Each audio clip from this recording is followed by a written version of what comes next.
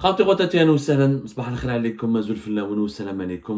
que vous allez bien, j'espère que vous vous portez bien. Il y a une information qui va certainement faire beaucoup de malheureux en Algérie, qui est en train de bousculer le train de vie des Algériennes et des Algériens, un train de vie qui est déjà extrêmement perturbé et bousculé par la situation économique du pays. Mais l'entrée en vigueur récemment, en tout cas l'année dernière, de la possibilité d'importer des voitures de moins de 3 ans, a permis à certains Algériens et Algériens de respirer. Il y a une pénurie des voitures en Algérie depuis 5 ans, depuis 2019. On estime que l'Algérie a besoin, des besoins nationaux de l'Algérie sont au moins de 1 million de véhicules. Malheureusement, la fermeture brutale des usines de montage des véhicules et la fin et les restrictions aux importations, l'interdiction d'importer par des opérateurs privés, à savoir les concessionnaires des véhicules neufs, a provoqué en Algérie une pénurie extraordinaire des voitures. D'ailleurs, c'est l'un des rares pays Ajmaa où une voiture, après 10 ans d'usage, après 10 ans d'utilisation, elle rapporte lors de sa revente beaucoup plus d'argent que le jour où elle a été achetée quand elle était neuve. C'est tout simplement, c'est inédit. C'est-à-dire qu'une voiture, par exemple, qui a été utilisé pendant 10-15 ans et qui a coûté lors de son achat même pas 100 millions, aujourd'hui dans le marché national des voitures, son propriétaire va la revendre, et ben il va gagner de l'argent. Sa valeur ne va pas être dévaluée, au contraire, il va gagner 10 ou 20% en plus de ce qu'il a payé il y a 15 ans, 10 ans de cela. C'est inédit dans le monde. On a créé une pénurie des voitures neuves qui a provoqué donc euh, le calvaire, un véritable calvaire des citoyennes et des citoyens. Nous sommes un grand pays, vous savez, l'Algérie est un pays continent, les transports collectifs sont extrêmement sous-développés. À Alger, il y a des tramways, il y a un train, il y a un tramway, un métro, mais c'est des réseaux qui sont extrêmement faibles, même pas une vingtaine de kilomètres. Les trains de banlieue, etc., sont désorganisés, ils ne couvrent pas l'ensemble des banlieues et des quartiers populaires de la capitale. Les grandes villes, même les villes moyennes de 200 000, 300 000 habitants, il y a des problématiques de transport collectif extrêmement graves. Du coup, la voiture n'est pas un luxe en Algérie, c'est une nécessité pour aller travailler, pour aller se soigner, pour aller faire des courses, pour amener ses parents malades, ou là, pour aller rendre visite à des proches. C'est une nécessité. Le gouvernement Tebboune, il avait cédé à la pression populaire en 2023, puisque à partir de février 2023, il a créé un décret présidentiel qui permet l'importation des voitures de moins de 3 ans. C'est-à-dire que les citoyens, dans le journal officiel numéro 11, selon le décret exécutif numéro 2374, qui a été signé le 20 février par le Premier ministre, l'ancien Premier ministre Ayman Ben Abdelrahman, c'est un décret de Premier ministre, pas présidentiel. Voilà, les Algériens et les Algériens peuvent acheter des voitures de moins de 3 ans à la seule condition qu'ils doivent financer eux-mêmes cet achat. C'est-à-dire que la banque ne leur accorde aucune lettre de crédit, aucun crédit. Les devises de l'État, ce ne sont pas avec les devises de l'État. Ils doivent aller acheter eux-mêmes, ramener eux-mêmes les sommes en devises, ouvrir un compte en devises, mettre ces devises-là dans un compte en devises et financer leur achat, ou la retirer en espèces et aller se débrouiller comment acheter ce véhicule à l'étranger et ramener ensuite les papiers nécessaires et accomplir toutes les démarches nécessaires pour le dédouanement et le transfert de ce véhicule vers l'Algérie. On ne va pas revenir sur la loi. La loi, elle est claire, je pense qu'on en a déjà parlé. Comment acheter un véhicule de moins de 3 ans, les gens maintenant connaissent, parce que depuis une année, les Algériens et les Algériens ont pris l'habitude, certains Algériens et Algériens ont pris l'habitude d'acheter des voitures de moins de 3 ans. C'est ce qui a permis à pas mal d'Algériens et d'Algériens de respirer. Donc il y a beaucoup de foyers qui ne sont pas forcément des riches, qui ont vendu leurs biens, leurs anciennes voitures, qui ont économisé un peu pour aller acheter en France, ou là en Espagne, ou là en Allemagne, en Europe notamment, un petit peu au Moyen-Orient, qui va à Dubaï, ou là, des voitures de moins de 3 ans. Ce qui revient très cher, parce qu'avec le cours du dinar très faible, et les taxes douanières, et les prix de la logistique, les prix du transport, le prix, il faut ramener le véhicule à bord d'un bateau, il faut payer les taxes, il faut payer la TVA, le dédouanement, etc. Donc, la voiture coûte cher. En fait, la voiture qui coûte 10 000 euros, entre 10 000 euros, 12 000 euros en France, par exemple, ou dans n'importe quel pays européen, elle va revenir pratiquement au double en Algérie. C'est-à-dire qu'il y a très peu de voitures de moins de 3 ans qui coûtent moins de 250, voire moins de 300 millions, voire plus, même des voitures qui sont ordinaires en Europe. Et en Algérie, lorsqu'on les importe depuis l'étranger, lorsqu'on veut les utiliser, lorsqu'on les rachète, on paye toutes les taxes et les frais nécessaires pour pouvoir les utiliser en Algérie, on se retrouve avec des sommes de 400 millions de centimes. C'est des sommes phénoménales. Jamais des voitures, en tout cas, n'ont été aussi chères.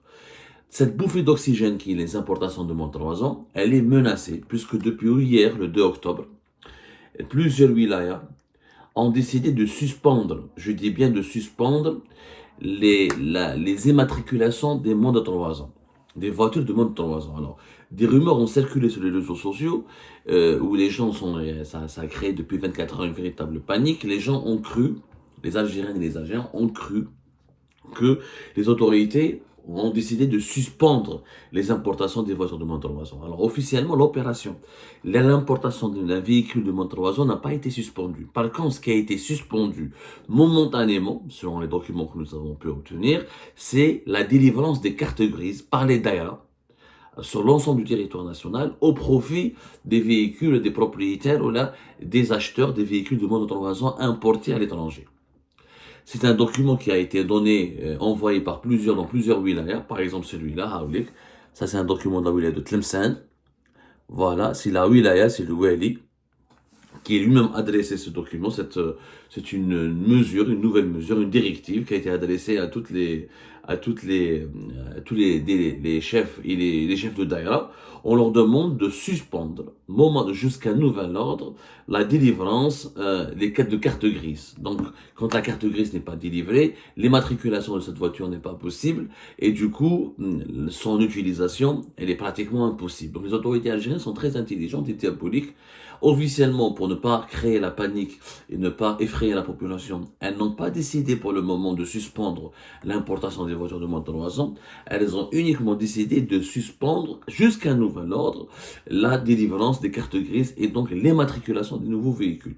Quand un véhicule n'est pas immatriculé, on ne peut pas rouler avec au-delà d'une certaine période, donc il est immobilisé, on n'a pas le droit de l'utiliser, on risque des amendes, d'avoir des problèmes avec la police, notamment lors des barrages de sécurité, les points de contrôle qui sont très nombreux sur les routes algériennes. Officiellement, dans cette directive qui a été adressée par les Wali au chef de Daïra, et selon nous, ça ne concerne pas uniquement la wilaya de Tlemcen, telle ou telle wilaya, c'est sur l'ensemble des wilayas du pays, et le prétexte officiel, c'est de procéder au recensement des véhicules ou l'aide des propriétaires et des véhicules de moins de 3 ans qui ont été autorisés à être importés en Algérie. D'ailleurs, dans cette directive, vous voyez, on demande aux responsables des services d'immatriculation des voitures de compléter un tableau Excel dans lequel il est précisé les noms, les prénoms des propriétaires des véhicules de moins de 3 ans, le pays de provenance, l'immatriculation dans les pays d'origine, etc. Des informations techniques, commerciales, légitimes à la kulli hal. Mais pourquoi, en fait, il n'y a aucune raison, pourquoi suspendre la délivrance des cartes grises pour faire un recensement? Est-ce que le recensement ne peut pas être fait en parallèle tout en continuant d'assurer le service de délivrer des cartes grises et continuer à immatriculer et à autoriser l'immatriculation de ces nouveaux véhicules? Il n'y a aucune raison logique. Parlons, quand on est logique, c'est comme si demain on va demander aux Algériens de ne plus construire des logements parce que l'État veut recenser tous les nouveaux logements qui sont en cours de construction. Mais tu peux recenser sans bloquer la construction des nouveaux logements. Tu peux recenser ce qui a été réalisé et fait sans pour autant bloquer une activité ou la bloquer les citoyennes et les citoyens. Donc, cette directive, elle est extrêmement angoissante et je comprends pourquoi notre population angoisse. Encore une fois, c'est un sujet extrêmement qui touche beaucoup d'Algériennes et d'Algériens parce que tout le monde veut acheter un véhicule. En Algérie, c'est quand on commence à travailler, on ne peut pas se marier, on ne peut pas travailler, on ne peut pas vivre tout simplement sans voiture. Parce qu'on a un transport collectif extrêmement catastrophique. C'est vrai qu'à l'époque de Bouteflika, le régime algérien a fait des efforts, tramway dans plusieurs villes, Oran, Sétif, Mostaganem, etc. Métro d'Alger. Mais ça reste pas du tout. C'est des réseaux, les transports collectifs en Algérie, c'est 20, 10, une vingtaine de kilomètres à tout casser. Or, les Algériennes et les Algériens, vu la cherté du logement, etc., habitent souvent en banlieue, dans la périphérie des villes. Et comme nous avons une croissance démographique importante, nous avons des villes moyennes de 400 000, 500 000 habitants, sans parler des grandes villes qui dépassent les 1 million d'habitants, qui Oran, Alger ou la Constantine. Et ben, avec les environs, avec les banlieues proches, les agglomérations proches, donc le véhicule est très important. Donc tout le monde en parle, tout le monde essaie de comprendre et personne n'a vraiment compris les motivations des autorités algériennes. En réalité, il y a des motivations qui sont cachées.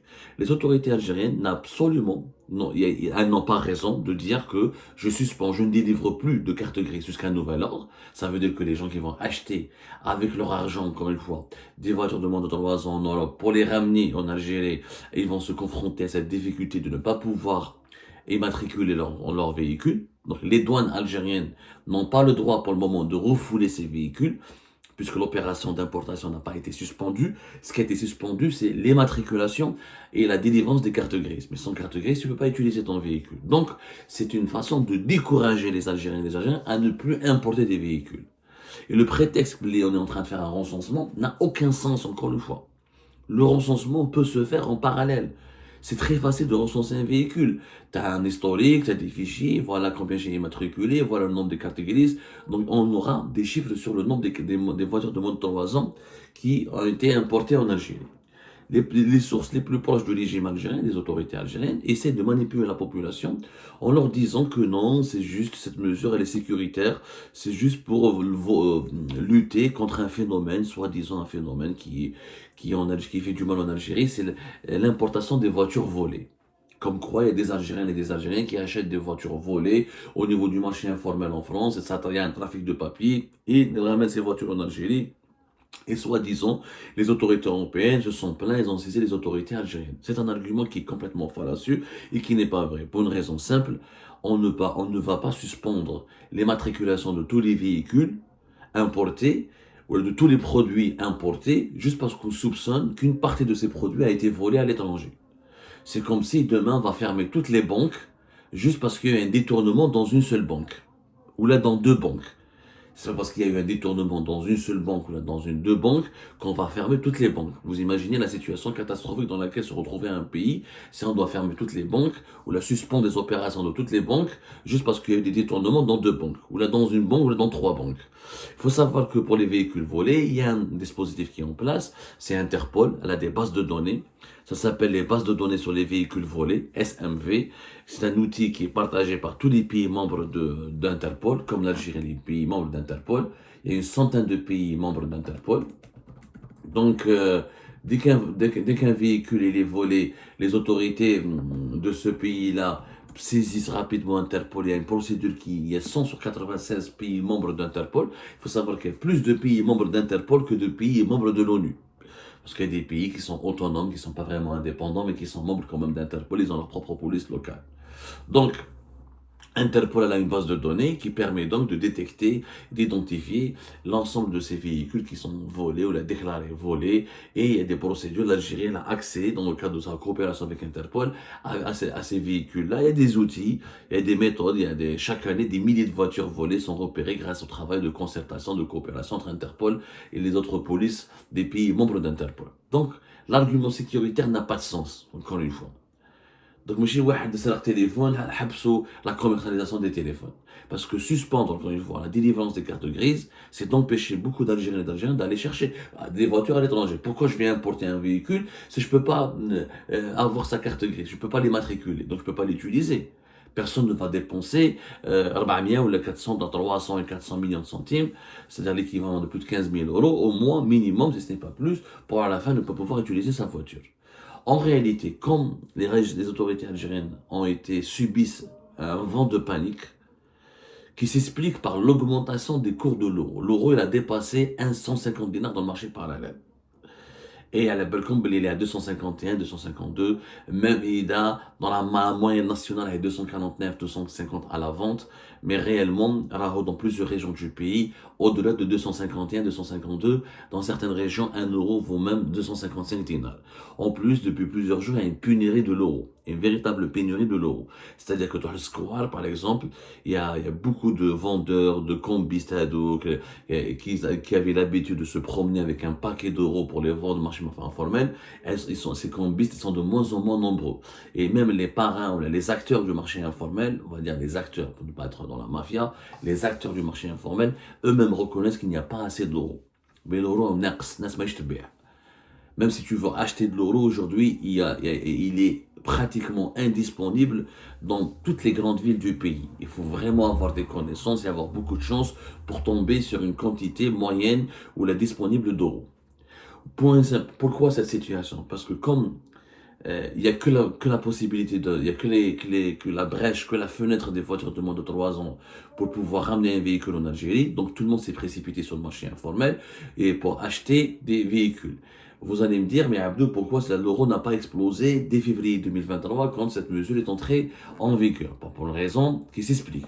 Lorsque le dispositif a été mis en place en février 2023, les gens ne se sont pas précipités automatiquement pour aller acheter des véhicules parce que la majorité des personnes, mis à part quelques businessmen qui ont utilisé ce filon, la majorité des Algériens et des Algériens qui voulaient acheter un véhicule, et donc devaient économiser, devaient trouver de l'argent.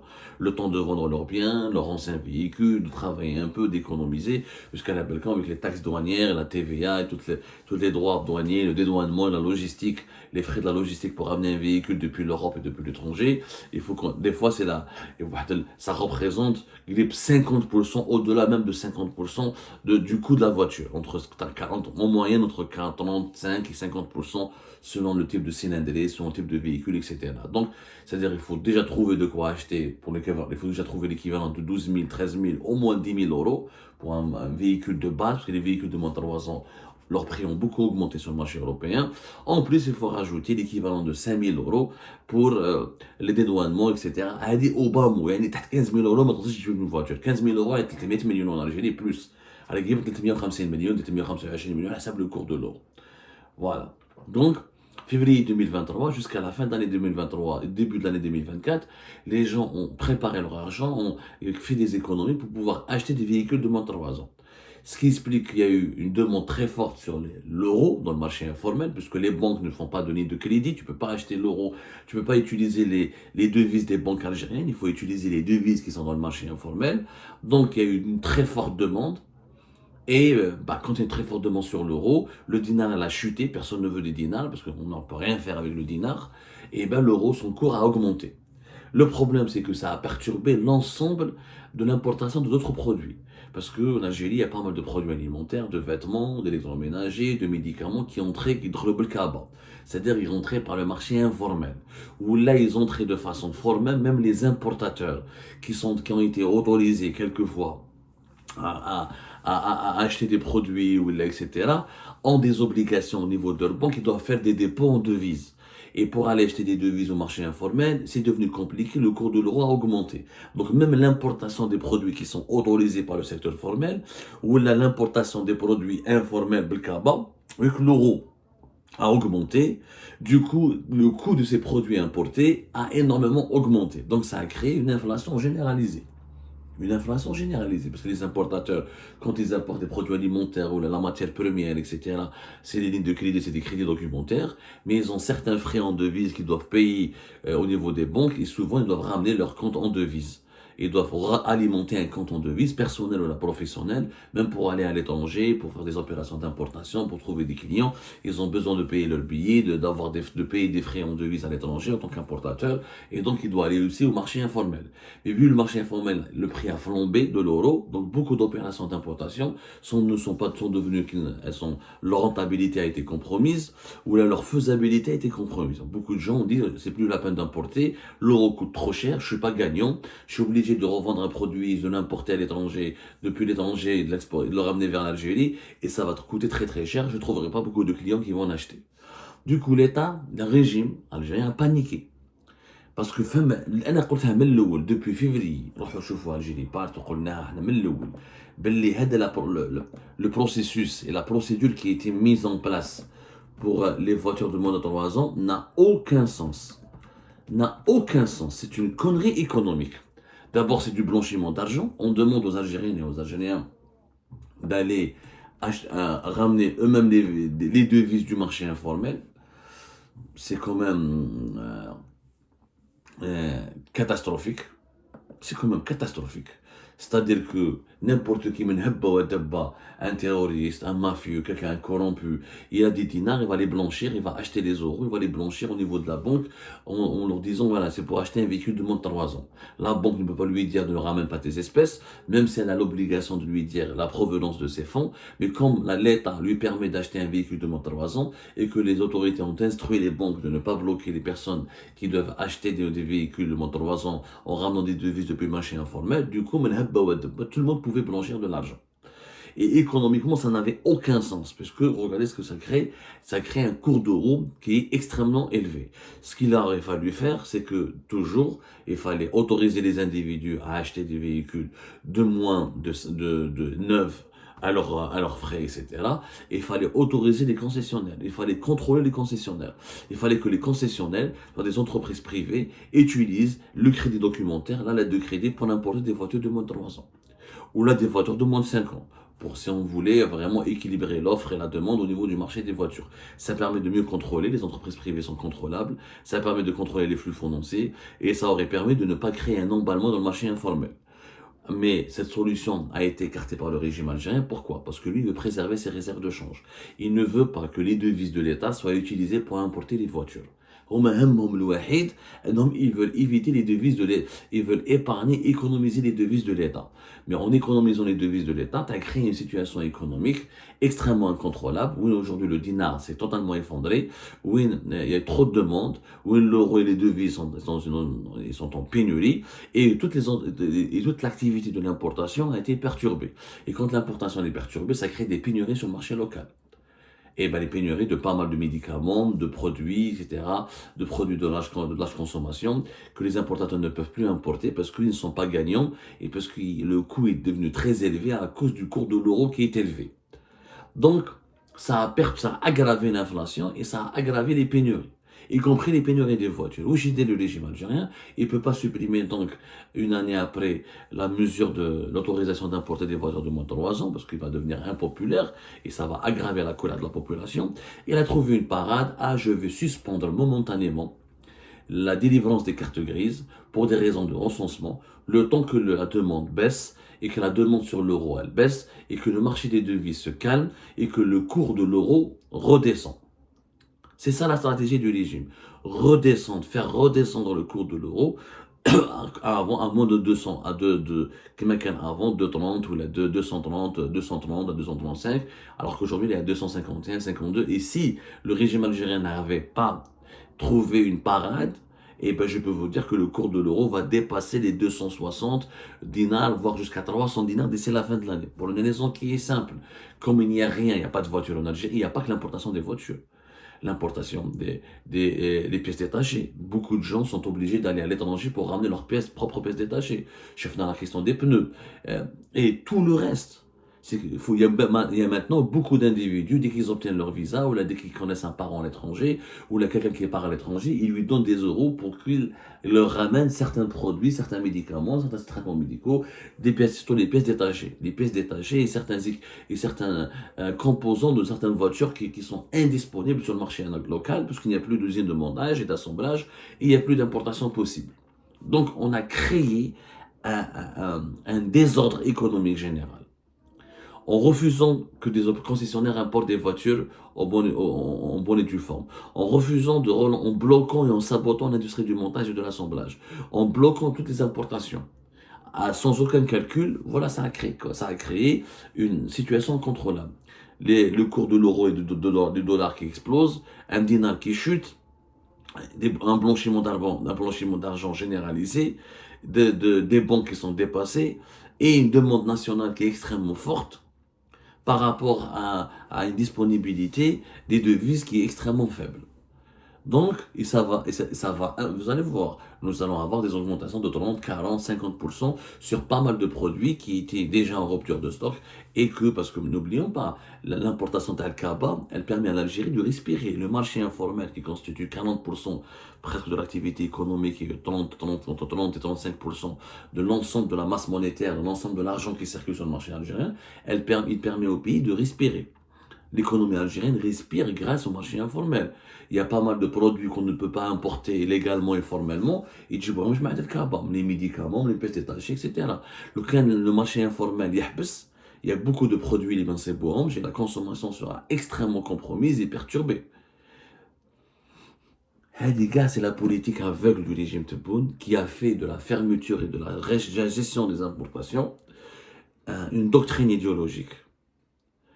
Et au lieu d'encourager à la fois le commerce libre, et au lieu de réouvrir le pays et d'accepter le principe que quand on ne produit pas un produit en Algérie, si on l'exporte, si on importe depuis l'étranger.